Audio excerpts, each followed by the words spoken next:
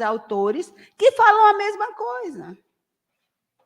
Então, eu vejo alguém, escuto alguém falando uma coisa que é totalmente diferente daquilo. Então, eu vou me posicionar. Eu vou dizer, olha, eu não concordo por isso, por isso, por isso e por isso. Estou fazendo o meu papel.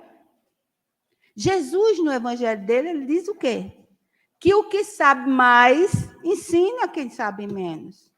Que o forte ampare o fraco, ou seja, que a gente precisa se posicionar dessa forma. Olha, eu não consigo, apesar da questão de ser mulher, não ser forte, não ter muita força, né? Ser forte, ter muito músculo, mas eu não consigo ficar quieta vendo alguém ser, vamos dizer assim, maltratado, certo? Ou verbalmente, ou fisicamente. Eu não consigo. Eu não sei ficar passiva diante das aberrações da vida.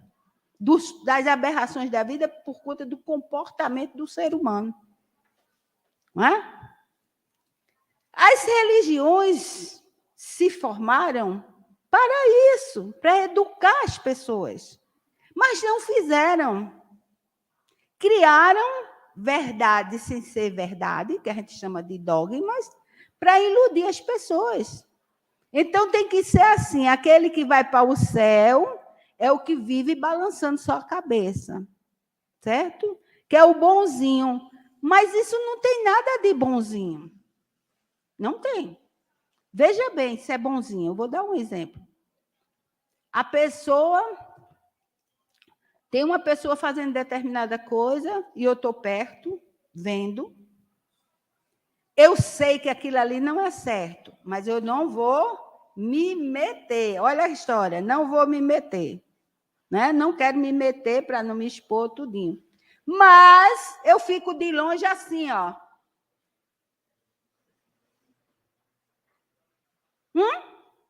Eu estou concordando? É melhor falar. Porque gestos que a gente faz, muitas vezes, eles podem ser interpretados de outras formas, né? Então, é melhor você falar. Você transformar o que você está sentindo e pensando em palavras. Palavras educadas, claro. Não é chegar para a pessoa e dizer, ei, rapaz, que é isso? Você está errado. Não, não é isso, não. E nem também naquele momento, vamos dizer, se for um momento onde as pessoas estejam muito exaltadas, aí você não vai colocar fervura na panela, né? Como é fogo na panela que já está fervendo, não. Mas depois você chama a pessoa e vai conversar com ela. E mostrar a ela, por A mais B, que aquele comportamento não foi certo. Não é assim? Ora, mas como é que eu posso... Tem uma coisa chamada autoridade moral. Certo? Autoridade moral. Autoridade moral é quando você já desenvolveu, certo, determinadas virtudes, aptidões, e já te dá condições de chamar o outro atenção. Tem que ter essa... Porque não é assim. Você não é para chamar a atenção do outro se você faz a mesma coisa. Não. Aí você não tem autoridade moral. Certo? Você precisa desenvolver a sua autoridade moral, que é educar os seus sentimentos. Mas tem uma coisa que eu acho tão interessante. Eu já fui, eu não sei se eu já disse isso aqui, mas eu já fui, não por uma pessoa só, classificada como mal educada. E uma disse na minha cara, você é muito mal educada. Eu disse, sou. Eu disse, por que você disse que eu sou mal educada? Aí ela foi explicar. Eu disse, será que isso é mal educação? Aí ela ficou assim. É mesmo, né, amor? É não, né? Sabe por que ela disse que eu era mal educada? Porque eu falo com todo mundo, sorrio, abraço todo mundo. Quando eu encontro alguém, principalmente na jornada, né? A jornada a gente se encontra, a gente vai num centro espírita. Gente, não tem coisa melhor do que você se ama, certo? Que você se identifica. Tem coisa melhor? Me diga. Então, como é que a gente expressa isso? É assim, ó. Oi, fulano. Não, é oi, fulano, que alegria tiver. Passa um abraço para cá. Foi o que eu mais senti falta na pandemia, foi do abraço, entendeu? Dá um abraço gostoso, certo? Diz, como eu estou feliz. Não, às vezes nem precisa nem a gente abrir a boca para dizer que está feliz, porque o outro sente a energia da gente. Então, ser alegre, contente, falar um pouco alto, não é essa questão de falar alto sempre, não. Eu falo alto no momento em que você encontra a pessoa. Oi! Tem coisa melhor quando eu chego na rádio, que Dado Belo chega, maninha querida, vem, me abraça, certo? Tem coisa melhor de você receber isso quando chega num local. Gente, isso te incentiva a continuar fazendo as tarefas que você faz, a desenvolver. Então, eu já fui chamada de mal educada por isso, porque as pessoas confundem falar baixo com educação, e não é. Agora, tem pessoas que falam muito alto em todo o canto. É uma questão também, aí diz, é mal educado, é uma questão do meio em que ele foi criado também. Eu conheci pessoas que falavam, aliás, eu ainda conheço, que falam muito alto em todo canto. Mas é por conta de que os pais, os avós falam desse jeito. E a criança aprende o que os pais fazem, não o que os pais falam. Muitas vezes o pai diz, fala baixo, menino, mas ele fala alto. Então, a criança aprende a falar alto. Então, falar alto nesse sentido, assim, de cumprimentar uma pessoa com essa efusão de alegria, certo? De bem-estar, porque está vendo o outro, não é falta de educação, mas as pessoas confundem isso. Mas essa pessoa que me disse que eu era assim, hoje ela não pensa mais dessa forma. Porque, ao invés de eu ficar com raiva, ou ficar discutindo com ela, não, eu perguntei simplesmente, por que você me acha mal educada? Por que você fala isso? Aí ela foi explicar. Eu disse, você acha que isso é má educação? Aí ela parou assim, pensou, disse, não. Eu digo, pois é, você está equivocada. Então, a gente precisa entender as coisas, certo? Não é porque alguém disse que quem fala alto é mal educado que a gente vai classificar todo mundo que falou alto em algum momento que é mal educado. Entendeu? É melhor você se posicionar do que você balançar a cabeça de forma que não está de reprovação e depois ir conversar com os outros sobre aquele acontecimento e dizer o que você pensa para outra pessoa e não para a pessoa que você estava. E isso é que é errado, não é? Ou não? Você está sendo uma pessoa falsa, uma pessoa hipócrita, uma pessoa que é medrosa, que não se assume. E a gente precisa fazer isso. A gente tem que assumir aquilo que nós somos e assumir aquilo que a gente não concorda. Isso é importantíssimo. Olha, essa influência também dos maus sobre os bons acontece com relação à questão espiritual, que é o nosso carro-chefe, porque nós estamos numa casa espírita e o problema maior que nós temos é justamente essas perseguições espirituais de maus espíritos sobre os espíritos encarnados, que ainda não são tão maus quanto eram, mas que eles pensam que a pessoa ainda é. Não é? E aí há uma assimilação. Mas no livro, decorem, viu? Anotem. No livro Libertação, que faz parte da coleção de livros de André Luiz, né? É sobre Gregório, que é filho... Gente, eu estou suando mais do que nem sei o que é isso. Olha como eu estou. Que é filho de Matilde. Matilde é um espírito que já conseguiu galgar patamares de evolução moral incríveis. Ela já vive numa colônia bem mais acima. E o filho dela, Gregório, se encontra num umbral pesado, vamos falar assim, perseguindo os outros espíritos. Ele formou uma... Ele formou uma horda de perseguição. E aí, no mundo espiritual, chega Matilde, ela quer ver se consegue... não é convencer, porque não é questão de convencer, mas ela quer que o filho dela compreenda que não está no caminho certo, no caminho do bem, que não é para ele estar no mundo espiritual se vingando de coisas passadas na vida dele enquanto ele era encarnado.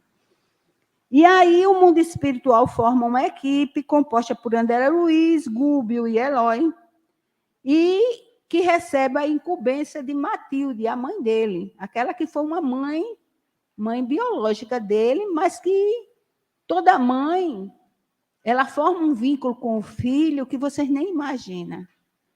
Bem, toda mãe não. Quando eu falo toda mãe, porque a mãe verdadeira é aquela que realmente tem um laço com os filhos. Tem mãe que vem apenas para ter a primeira, vamos dizer assim, o primeiro contato com a maternidade. Então, ainda não desenvolveu realmente aquelas aptidões da mãe verdadeira, né? Mas a mãe, ela quer o filho no melhor lugar, não é assim? Ou não é? Nós aqui queremos nosso filho na melhor escola, queremos nosso filho com a melhor roupa, nós queremos nosso filho com a melhor comida, nós queremos nosso filho fazendo universidade, não é assim? E somos ainda espíritos que não estamos nessa qualidade de Matilde.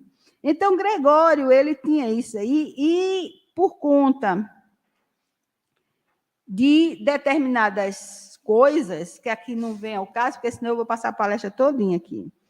Ele faz o seguinte, eles vão conversar com eles, e aí ele vai permitir que o espírito que está, vamos dizer, causando um dano muito grande a Margarida, que é filha de Gúbio, né, que está na equipe também, então eles vão socorrer Margarida. Olha só. Mas Gregório é um espírito daquele que é terrível. Deixa eu dar uma ideia para vocês. Pense, vamos dizer assim, vocês já ouviram falar em Gengis Khan? Em Gengis Khan, que era um mongol que matava assim a 3x4. Mas se a gente for estudar bem, é muita alegoria. Mas ele era uma pessoa que tinha um instinto mesmo. Você vê aquele instinto de matar, aquele instinto de perversidade. Gregório era desse jeito. Então, ele vai ser auxiliado. Mas é porque os bons espíritos ainda não conseguiram fazer alguma coisa. Porque faltou o quê? Vontade. Repara, foi preciso Matilde pedir ao mundo espiritual para formar essa equipe. Aí você diz, e por que ela não foi sozinha? Aí, nesse caso, é que, muitas vezes, a ordem é tão grande e a energia é tão pesada, tão densa, que fica difícil romper esses que envolvem. Então, precisa de uma equipe para que haja o quê? Para que haja um suporte, né, maior. E ela não foi, porque ela não, talvez eu não sei por que ela não foi lá, não lembro. Mas veja bem, são espíritos maus que estão na espiritualidade. E por que eles estão lá na espiritualidade são maus? Porque quando estavam aqui também eram.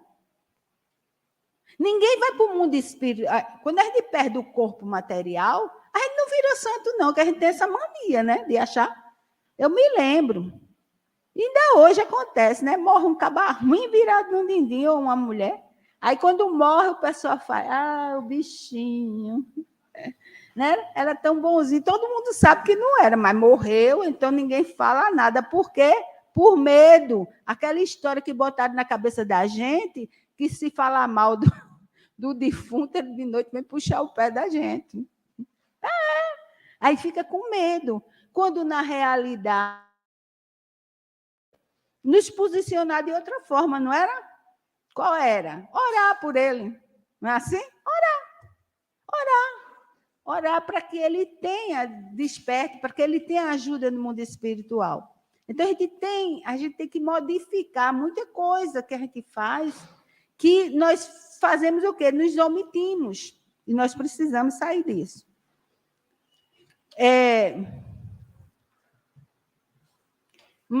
Marcelo Teixeira, ele é palestrante espírita, escritor. Não é muito conhecido, não, mas é conhecido. Ele tem um texto chamado A Omissão dos Bons. E ele conta umas histórias. Ele conta 2 histórias. Ele diz que, quando era estudante, morava longe, cidade, ia estudar na cidade, mas morava longe, tinha que pegar o ônibus. E ele disse que, naquela época, os ônibus eram assim, Clóvis, não tinha janela, tinha tanto que era uma janela, mas nos outros era só o vidro, que eu acho que ainda tem hoje assim, né? Mas ele disse que aí o que acontecia? Ele comprava, era como se ele morasse em Campina e viesse estudar aqui, né? Ele ia na rodoviária, comprava a passagem dele e via o lugar dele. Qual era o lugar?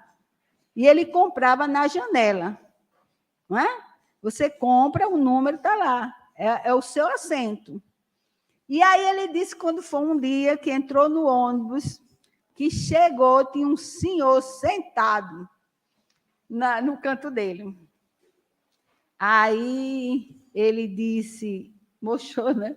Só é meu lugar. Ele disse, meu lugar era ali, ó, vai sentar lá.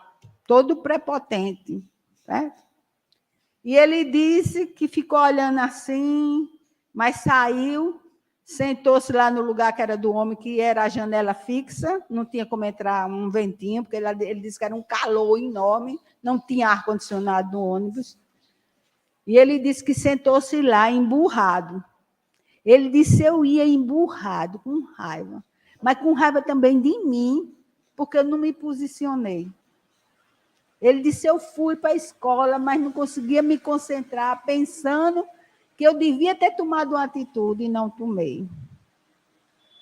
Aí ele disse que, tempos atrás, né, depois foi estudando a doutrina, foi estudando, o tempo passou, aí ele disse que aprendeu a não ser omisso. Ele disse que, diante do mal nosso de cada dia, ele aprendeu a não ser omisso.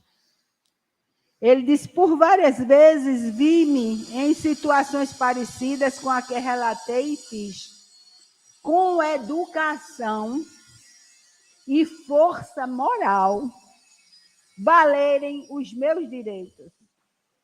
Certo? Ele disse que aprendeu com a doutrina, estudando, que nós temos nossos, lá no Evangelho, segundo o Espiritismo, tem o dever, para a gente aprender o que é o dever. E tem a lei também, as leis divinas, né, no livro dos Espíritos, nos mostrando que a gente tem deveres, temos obrigações, mas temos deveres. E temos também o quê? Direitos. E esses direitos nós temos que reivindicar. É o nosso direito. Se eu não consigo reivindicar meus direitos, imagine reivindicar outras coisas. Não é? Como é que eu posso ajudar alguém a reivindicar os direitos deles se eu não reivindico nem os meus? Porque tudo não começa na gente. Então, eu preciso primeiro aprender isso. E aí ele diz que depois, já tinha aprendido a reivindicar os direitos dele, ele disse que um dia estava na faixa de pedestre, e o cara veio com o carro para estacionar na faixa de pedestre, onde ele estava. E mandou ele sair do lugar. Ele disse, eu não arredei meu pé. Fiquei lá em pé na faixa de pedestre, que era o meu lugar, e ele teve que dar ré e botar o carro lá onde ele queria, no outro canto. Mas ele disse, é meu direito, a faixa de pedestre é meu direito. Então, veja, gente, são coisas assim que muitas vezes a gente deixa passar. E o outro vai continuar mal educado. O outro vai continuar fazendo isso. Enquanto ele não encontra alguém que diga a ele, olha, você está errado, não é assim? Com a atitude dele que ele ficou, o cara deve ter aprendido. Agora, tem uns que não aprendem não, né? Mas, pelo menos, você tenta. Né? E você teve o quê? Você reivindicou o seu direito. E aí, ele também conta que, durante um seminário lá em Brasília, ele foi e disse que Divaldo, depois que terminou o seminário, formou uma rodinha, daquela rodinha de pergunta e resposta, né? Que o pessoal gosta de fazer, a Divaldo. E aí, Divaldo conta que estava na fila, né, no aeroporto, para fazer o check-in, né, para despachar lá, fazer as coisas. E ele disse que chegou um senhor e cortou a fila, passou na frente. Aí, eu vou usar as palavras de Divaldo, viu, gente? Não é as minhas, não é dele. Ele diz assim, certa vez, depois de uma série de palestras, estava na fila do check-in do aeroporto a fim de voltar para Salvador, onde moro. Veio, então, um sujeito e furou a fila, prostando-se à frente de mim. E então ele disse, né, Divaldo disse para ele, o senhor furou a fila. E o homem retrucou para ele, mas eu estou com pressa. Aí ele respondeu, Divaldo, as outras pessoas também. Foi por isso que eles chegaram antes do Senhor. Qual é o seu destino? O homem respondeu, Salvador. Divaldo foi e finalizou. O meu também. Por favor, para o final da fila. Será que Divaldo estava sendo mal educado nessa hora? Será que Divaldo agiu errado? Mas ele fez isso por quê? Porque ele não foi omisso. Ele não temeu o mal. O cara era grosseiro, mal educado. Se ele não tivesse tomado esse posicionamento, Divaldo, aquele cara ia continuar fazendo a mesma coisa. Pode ser que ele continue. Mas quando ele encontrar outro Divaldo na fila, ou mais outro Divaldo, e botar ele no canto dele, no instante ele vai gostar. Eu estando numa fila, eu não permito que ninguém passe à frente. E permito sim. Se a pessoa me pedir gentilmente, tiver com algum problema, alguma coisa, e me vir pedir, moça, na fila do supermercado, eu posso passar isso aqui? Eu só estou com isso aqui, estou com um problema. Eu vou me virar para quem está atrás de mim, preste atenção, porque não depende só de mim, né? Eu vou me virar para quem está atrás de mim, isso já aconteceu muitas vezes. Eu disse, olha, você permite que ele passe o produto lá? Agora é só essas duas coisas. A pessoa permitir, aí eu digo, pode ir. Mas se a pessoa disser não, eu digo, então, não pode. Porque se eu permitir sozinha, eu estou invadindo o direito da quem está atrás de mim. Não é assim? Não é uma fila? Agora, se eu estiver sozinha, não. Aí eu tenho um poder de decisão. Mas se tiver mais gente, eu não posso. Hein? Se uma pessoa me pedir um passe, aqui na casa espírita, eu aplico. Eu não digo, olhe, venha tal dia tomar o passe. Não, eu vou aplicar o passe, preste atenção, como eu já fiz isso muitas vezes. Eu aplico o passe, não é dia de palestra pública, eu aplico o passe e depois eu converso com a pessoa. Olha, vem assistir a palestra, porque esse trabalho é feito depois da palestra, certo? Para a pessoa não ficar achando que toda hora que vai chegar na casa vai encontrar alguém para dar um passe. Né? Porque nem sempre, preste atenção, nem sempre as pessoas que estão ali estão em condições de dar um passe. Né? Assim, Clóvis? Nem está prestando atenção. Está vendo? Nem está prestando atenção. Olha. Pisca, justamente. Não é muito melhor que chegar e conversar? Não é? Chegar e conversar, agora piscar o olho, fazer assim por trás da pessoa, como se a pessoa não estivesse vivendo. É igual a história que minha tia contava, né? Que ela desencarnou, né?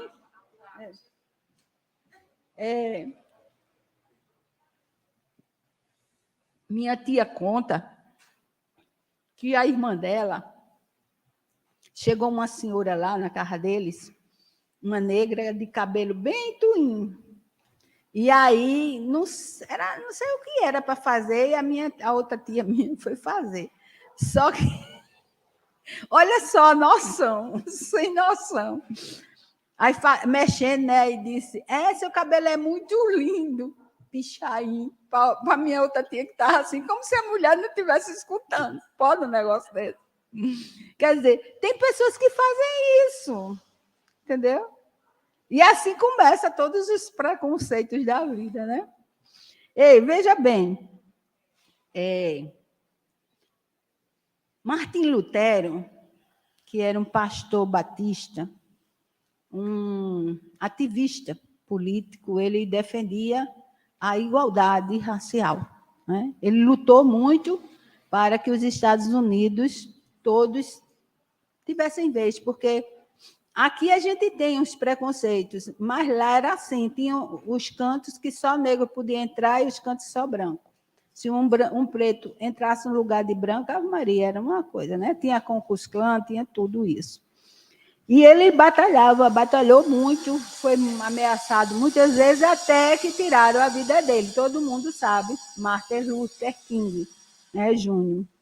E ele diz assim, a frase dele ficou famosa por isso.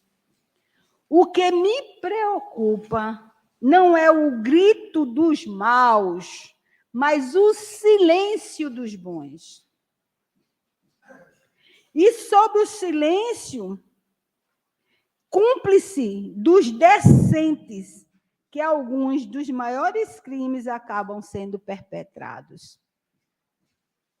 Muitas vezes a gente vê crimes acontecendo aí que poderiam ser evitados. Não é só crime, gente, de enfiar uma faca no outro, dar um tiro, não. Tem os crimes piores que existem, maior, porque a gente nem fica sabendo, né? Tem os crimes de colarinho branco, tem outros crimes aí, muitas vezes as pessoas fazem o quê? É o mandante, contrata, mas tem pessoas perto que poderiam tomar uma atitude, né? Denunciar e evitar que aquele crime aconteça e não fazem com medo da retaliação. Ou seja, medo de também perder as suas vidas físicas. E é justamente esse medo que a gente tem de perder as vidas físicas que a gente não se posiciona corretamente diante das coisas. Nós temos que aprender que nós somos espíritos imortais, que o corpo é só uma vestimenta, não é?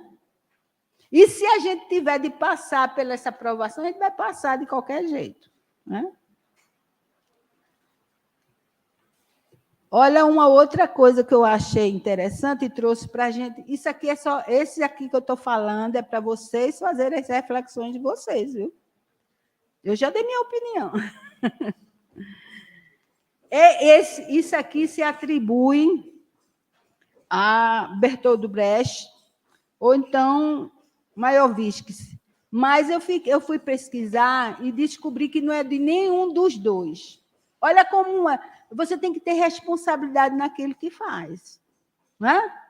Eu não ia trazer para vocês algo que alguém disse assim. Uns dizem que foi Bertold Brecht. Não é aquele cara da escolinha, não, viu, gente? Não é, não. E outros dizem que foi Mayakovsky. Só que eu fui pesquisar, eu digo, tem alguma coisa errada aqui.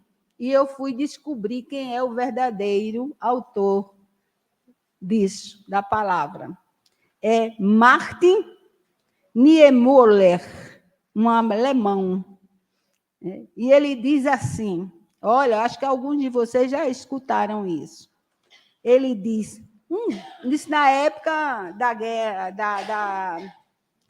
de Hitler, né? Na Segunda Guerra Mundial, aquelas coisas artroses que era cometida, que entrava, né, a polícia de Hitler entrava, carregava todo mundo, né, e levava para... Quando não levava logo para as coisas de gás, eles levavam para os campos de concentração, né, que nós temos aí notícia que são coisas terríveis. E ele diz assim, olha, preste atenção e vão fazer as suas reflexões. Um dia, vieram e levaram meu vizinho, que era judeu. Como não sou judeu, não me incomodei. No dia seguinte, vieram e levaram meu outro vizinho, que era comunista. Como não sou comunista, não me incomodei. No terceiro dia, vieram e levaram meu vizinho católico.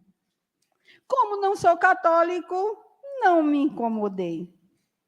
No quarto dia, vieram e me levaram. Já não havia mais ninguém para reclamar. Olha só. Certo? Ele não se posicionou, ele foi omisso. E quando chegou a vez dele, também não tinha ninguém para... Já não tinha mais ninguém para defender ele, para pedir por ele, para soltar ele, até subornar um guarda daquele, dar um dinheiro, alguma coisa, para ele soltar ele, né? Porque sabia que quem era preso ia morrer no campo de concentração. Isso aqui é para reflexão da gente, viu? A gente tem essa mania de que, porque não é comigo, quem quiser que se exploda. Não é assim? Igual a Pilatos, que lavou as mãos. Né? Não queria o pé, lavou as mãos, pronto. Entendeu? Então, a gente não pode ter esse tipo de comportamento. Por quê? Porque se nós já tivemos a oportunidade de reencarnar quantas vezes fosse necessário, até essa reencarnação, e conseguimos desenvolver em nós algo de bom, nós precisamos fazer algo pelo seu irmão. Ora, como é que eu posso ser cristão e ver meu irmão? Vou falar outra coisa, não. Demais, não. Ver meu irmão passando fome. Eu tenho, mas não vou acudir aquele irmão, sabe por quê? Porque eu aprendi na universidade que isso é obrigação do governo. Não é assim? Foi o que eu aprendi, eu sou assistente social. E a gente aprende na universidade a não fazer assistencialismo. Assistencialismo é justamente isso. Dar uma feirinha, ajudar ali, fazer isso. Certo? Por quê? Porque é errado. E eu fiz serviço social. Aí me perguntem se eu coloquei isso em prática que eu aprendi lá. Não. Eu fui usar a minha visão. Eu fui usar a minha lógica, a minha razão, analisar, ver se esse conceito lá na universidade era correto. Aí vem Chico e me diz, lá no livro, Ele diz lá que foi anotado, né, pelos autores que fizeram a biografia dele. Se minha casa do meu vizinho estiver pegando fogo, eu chamo o bombeiro. Tá certo, correto, não é? Mas enquanto o bombeiro não chega, eu pego a minha mangueira e vou tentar apagar o fogo. Não é? Esse é o comportamento de um cristão. Não é assim? A gente fala muito em não julgar, porque está lá no Evangelho, não julgueis para não serem julgados. O medo de não ser julgado, não é? Para não serem julgados. Aí não julguem, certo? Não julguem. Será que funciona isso? Não. Por quê? Porque as pessoas continuam julgando. O julgar aí é você, porque você ainda não ampliou a sua visão com relação àquilo, o outro já ampliou, aí você fica, quer ser santo, quer ser santo. Isso acontece muito, sabe como? Nas famílias que todo mundo é católico, é evangélico, e uma pessoa vai ser espírita. E uma pessoa, eu estou dizendo isso que eu senti na pele isso, eu sentia isso na pele. Né? Você vai ser espírita. Quando você começa a estudar a doutrina espírita e começa na prática, principalmente num trabalho como esse, eu cheguei aqui em 93, eu fui fazer o exórdio, né, que é antes do atendimento. Hoje a gente fala nas ilhas, mas tinha o exórdio, né, Clóvis? Era bom, falava de não fumar, de não beber, e a gente tinha liberdade de falar coisas que as pessoas estavam precisando ouvir. Porque eu cansei de ouvir depoimentos de pessoas, depois me chamar irmã, porque o pessoal tem mania de me chamar de irmã. Eu acho que eu tenho um cara de freira. Eu acho que é meu cabelinho assim, né? Aí dizia, olha, aquilo ali que a senhora estava falando era para mim. Isso não é uma vez só, não, gente. É muitas vezes. Por quê? Porque nós vivemos assim, sequiosos de esclarecimento nessa área de como eu me comportar diante de determinados fatos. E a doutrina espírita tem condições de esclarecer com relação a isso. Ninguém vai dizer aqui que eu estava incentivando ninguém a brigar, estava? Não. Eu estava falando que nós precisamos ter um posicionamento diante daquilo que você já sabe que é errado. Não é? Às vezes a pessoa não sabe. Quem está fazendo não sabe. Ela acha que está certo. Por quê? Porque o egoísmo da pessoa é tão grande, tão grande, tão grande, que ela faz aquilo errado e acha que está fazendo certo. É tanto que ela não pede perdão, ela não se arrepende, não faz nada. Pode olhar. A maioria dos espíritos, das pessoas que desencarnam, que vai para o mundo espiritual, não se arrependeram ainda do que fizeram. Aqueles, às vezes, na hora que está desencarnando, dizem, eu me arrependo, não sei o quê, mas é da boca para fora. Entendeu? Então, aí, uma outra coisa dá tempo, né? Divaldo diz assim, ó, olha a recomendação de Divaldo Pereira Franco, que todo mundo, eu estou falando ele, que é porque quando ele fala, todo mundo assevera, certo? E se eu disser que sou eu que estou falando? Vai dizer, Piela está falando besteira ali. Não é assim? Não é assim que acontece? É. Então, ele diz assim, olha, prestem atenção, não confundam falta de energia com bondade. Certo? Muitas vezes você fica caladinho diante de determinadas coisas, repreende quem não fica calado, com quem se posiciona, com quem fala o que está sentindo, mas confunde isso com bondade, e não é bondade.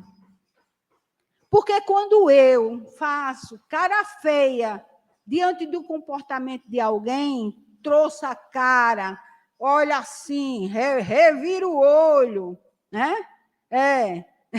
Revira o olho assim, faz. Assim, Maria. Mas não fala para o outro, não tem coragem? Isso é falta de coragem, sim. Isso é covardia, certo? Isso é você não ser um cristão. E agora eu concluo. Jesus diz lá no evangelho dele, seja o seu falar sim, sim, não, não. Porque eu não me posiciono assim, gente, de coisa que vem de mim, não. É o que está no evangelho. E eu coloquei em prática e vi que é bom. E eu quero que as pessoas também façam. É sim, sim, não, não. Se eu ficar sempre... Ivonete chega para mim e diz, Amália, você pode me fazer esse favor? Eu olho para a Ivonete, eu não sei, Ivonete, se eu posso. Talvez, eu vou pensar. Gente, pelo amor de Deus, Ivonete já vai olhando e vendo que eu não tenho a consideração que eu deveria ter a ela. Porque se eu fosse amiga dela, eu ia a ferro e fogo, mesmo que eu não tivesse condições. Ivonete, vou fazer, Ivonete. Se eu não conseguir, mas eu vou buscar ajuda. Esse é o posicionamento do cristão. Não é assim? É o posicionamento do cristão. O cristão tem que colocar em prática os ensinamentos de Jesus. Se não colocar, ele diz, muitos vão me louvarem com a boca, com os lábios, mas o coração está cheio de iniquidade. Que iniquidade é essa? É ciúme, é inveja, é maledicência, é tudo quanto não presta, sentimentos, que nós somos responsáveis por ele. Se eu sou ainda assim, maledicente, invejosa, ciumenta, é porque eu permito que eu seja. Na hora que eu disser, eu não quero mais ser assim, eu começo a fazer a minha tão famosa reforma íntima. Reformar-se interiormente nos seus sentimentos. Quando eu falo isso, gente, eu me empolgo. Porque eu vejo que não está acontecendo isso. Eu fico triste. Eu fico triste, principalmente quando acontece dentro de uma casa espírita. Porque nós, espíritas, vocês que ainda não são, mas participam aqui, assistem as palestras, tudinho, já tem condições de dizer, esse ciúme está me prejudicando. Essa inveja que eu tenho do outro está me prejudicando, eu vou deixar. Eu vou me trabalhar. Mesmo que eu não consiga sair disso agora, nessa existência, mas eu vou iniciar esse processo agora. Porque, a gente precisa fazer agora. A hora é agora, não é amanhã. Amanhã é história de preguiçoso, certo? Então, meus queridos amigos, queridos, né, tem mais uma coisa que eu queria só... Tu me permite só um pouquinho? O mês de setembro agora é prevenção do suicídio, mas também da doação de sangue, viu, gente? E aí, com relação à questão dos bons e os maus, né? Os bancos de sangue vivem vazios, suplicando por doadores, e quase ninguém aparece para doar sangue. Por essa razão, o mal representado, veja bem, representado por doentes necessitados e por baixos estoques de sangue, prospera. E prospera por quê? Por fraquezas dos bons, traduzida em preguiça e falta de interesse e medo de agulha. Olha, o mal prospera, que é a doença das pessoas que precisam do sangue. E o mal está prosperando porque o estoque lá nos centros no Hemocentro e outros está baixo. Por quê? Porque as pessoas não vão doar sangue. Muitas vezes por preguiça, muitas vezes porque quando doa o sangue, não pode beber antes, né? 24 horas antes, a 48 horas, e a maioria das pessoas gosta de beber, aí não quer deixar, né? Aí não vai doar o sangue. Mas doar sangue é vida. Vida, você salva muitas vidas, e se você for ter medo de agulha, você deixa de salvar uma vida. Então, você deixa de ser bom. Né? Você está começando no rol dos maus, não dos bons. Tá ok? Que Deus continue a nos envolver e a nos abençoar a todos.